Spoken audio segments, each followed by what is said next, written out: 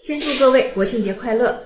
在祝福中国人民这一点上，说实话，整个2025年都没有人比建国同志更实诚了。从春节开始就是如有大节必有大礼，年30摔个 F-35送祝福，不是刷飞机就是刷火箭，一直坚持到正月15。如今国庆来了个更大的，整个美国政府给我停摆，好给龙哥祝个寿。全球司令部的将军召回，听排长给你用一场脱口秀训个话。主要内容我觉得可以概括为留头不留发，留发不留头，要么听话当忠犬，要么成为权力斗争的炮灰，就是这么赤裸裸的把对军队的不满和控制欲摆在台面上。建国同志的孝心真的是天地可见，日月可表，彩衣娱亲了，属于是啊。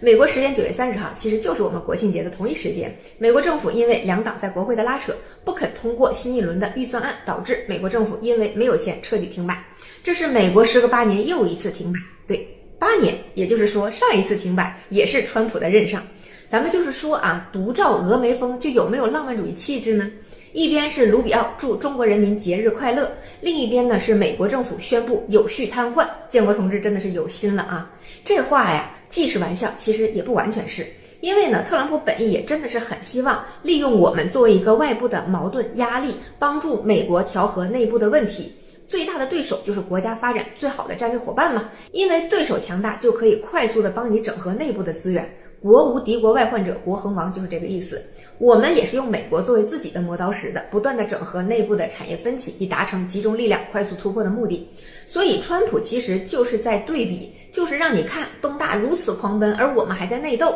现在还在一些政治正确的问题上磨牙，只会被越甩越远，让群众和一些官僚意识到东大的国庆如此圆满和睦，富足团结。再看看咱们这内部被民主党这帮的乌烟瘴气，然后不肯在国会跟民主党有任何的让步，直接让国家停摆，顺便借机裁员来实现甩锅民主党，同时精简人员，控制更多的公务员岗位的目的。毕竟政府都发不出来工资了，哪有比这个更有效率的裁员办法所以效率部这么一看，还是太不效率了。然而呢，由于我们一直对美国都秉持着敬而远之的态度，从来不对美国的内政指手画脚，也不会因为他们的失落而洋洋自得、耀武扬威，导致呢每次川普的这种想用我们磨刀的努力呢，效果都不太好。再说呢，民主党现在根本也不在乎什么主要矛盾，削减了给变性群体的医疗补助，那些鼓励变性的医药宝集团从哪里赚钱呢？所以川普想用我们磨刀的这个努力注定没有结果。但是甩锅民主党，政府大裁员还是有希望的。而第二份大礼包，赫格塞斯给美军全球驻守的将领们叫回匡提科海军基地表演一段脱口秀，其实也有相似的目的，敲打一下自家扶不上墙的阿斗将军们，说你们长得脑满肠肥，毫无形象，你看看人家东大，你们这个形象就不像个有战斗力的样子。估计赫格塞斯不知道，当年咱家各大书店有本畅销书，叫做《西点军校的22条军规》，不然高低得买一批翻译成英语送给这帮将军。对，这个书有各种版本和作者，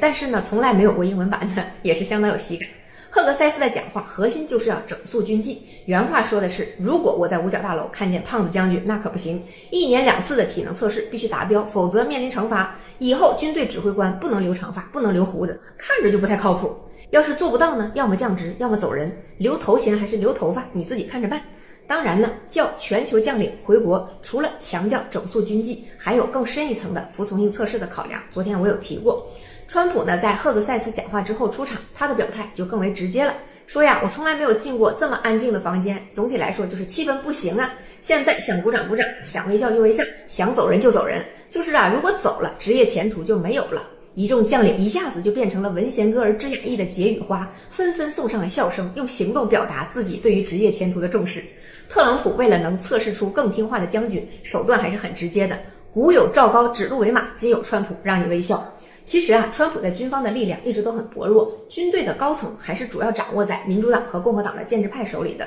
毕竟呢，之前军队套利的方式就是跟这两派人背后的利益集团高度绑定的，这个利益链条其实被川普的横空出世打破了。所以呢，川普如今选了个排长出身的福克斯主持人做战争部长，主要就是因为没有什么可用的人手。至于说什么川普能得到下层军官的爱戴这就属于对美国的政治体制和经济脉络毫无概念的幻想了。在美国这种封建制市场经济下，部分的军权本就是控制在贵族手里的。美国的军权不是控制在国会手里的，而是控制在国会预言代表的不同的利益集团手里的。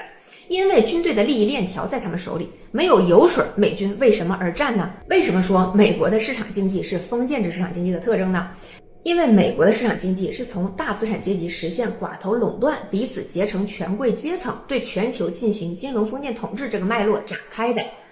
美军不是属于国家和人民的，美军是用于保护各个大的利益集团的。这就像《权力的游戏》里面，斯塔克家族跟着罗伯推翻旧王，带着的部下是效忠于北境之主的。就像莫尔蒙家族是不对罗伯效忠的，只是效忠于斯塔克的。封建制真正的标准就是我主人的主人不是我的主人，这一点对于理解西方制度和经济至关重要。也就是说，所谓的下层军官是否忠于大统领，它没有意义，他人身依附关系就在自己的上峰身上。所以川普要统合的就是目前效忠于各个权贵集团的将领，以改变人身依附的这个契约的方式增加手里的军权。也就是你的前途命运不只掌握在那些利益集团手里，也掌握在我手里。而且川普现在不断的在满足军工复合体的胃口，无论是国防预算再创新高，还是各种武器的升级大单，在全球地缘冲突里不断的加剧，都是川普想把枪杆子的把手收归到自己手里的藏式。而川普还特别提及，不如就把国内的城市当作将军们的练兵场。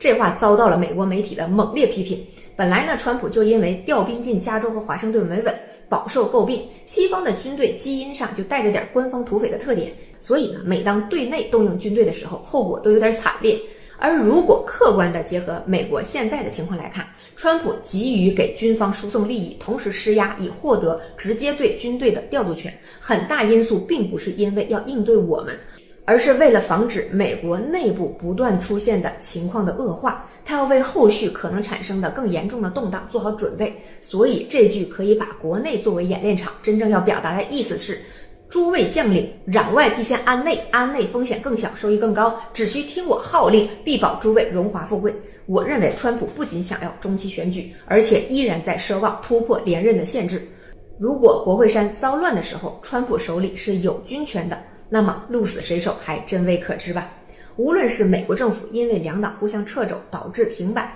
还是川普对将领做服从性测试，所谋者大，其实都明白地指向了一个因素：美国的内部正在发生严重的内耗和制度的坍塌。什么是基本面？这才是真正的基本面。数据指向的基本面是基于整个社会在正常运转的条件下具有代表性的指标，可以用来显示经济运行的情况。而当社会运转的机制都在失效时，整个社会现实发生了巨大的动荡和撕裂时，只盯着数据做指标上的判断，就像看着一个大活人都已经开始抽搐了，非得盯着他前天验血的生化指标说这白血球也没有问题啊， C 蛋白也没有升高，一样教条，而且脱离实际啊。真正的基本面是11我开着车出来，服务区里的人群再也不是10几年前那些标准的中产，而是有了更多的普通的工薪阶层，开着不超过10万的车，一家子老老小小一起出门过节，说明有越来越多的普通的劳动者有机会和条件享受假期和消费。我开车途经韶关的一个小村子，很小很小，路都还没修好，在大山的深处，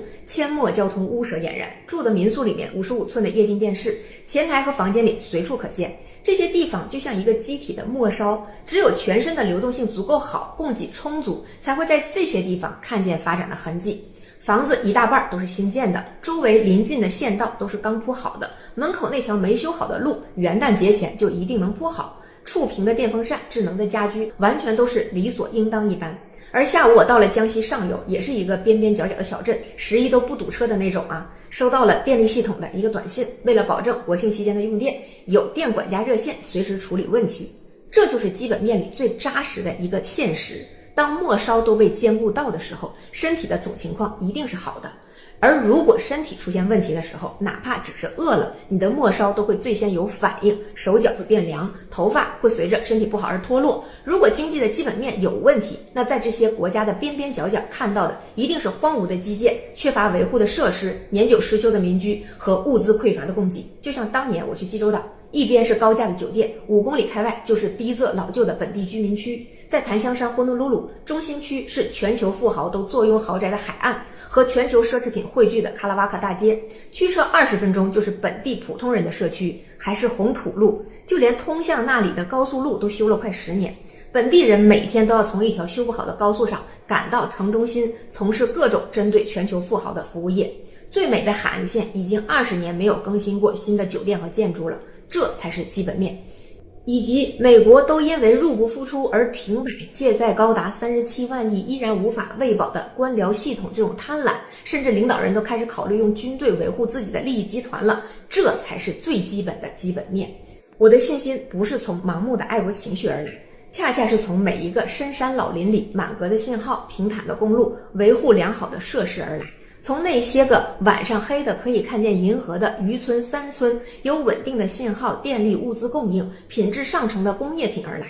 芝加哥学派所谓的涓滴经济学认为，钱应该先给富人，然后让富人投资或者消费的过程中进入各个领域，实现涓滴复苏经济的目的。可是货币没有货，只有币，哪里能实现涓滴呢？钱都在富豪们一个个的金融账户和虚拟资产里，普通民众既没有币也没有货。而我们的涓滴恰恰是通过工业制成品实现的。随着工业品不断的进入每一个边远的角落，实际上流动性的真正循环才得以完整的实现。我愿称之为工业制成品的涓滴经济学。国家的人民和人民的国家从来不只是一个意识形态的口号，实际上是真正对于经济规律和制度文明内核的理解和把握。国家是人民的国家，那么每一个人民都是国家的建设者和消费者，自然是可以凝聚、可以团结的无限的生产力。人民是国家的人民，国家富强进步，自然就应该有越来越多的人过上好日子，以此构筑的经济基本面才是决定我们的增长天花板，如星辰大海一般的真正依托。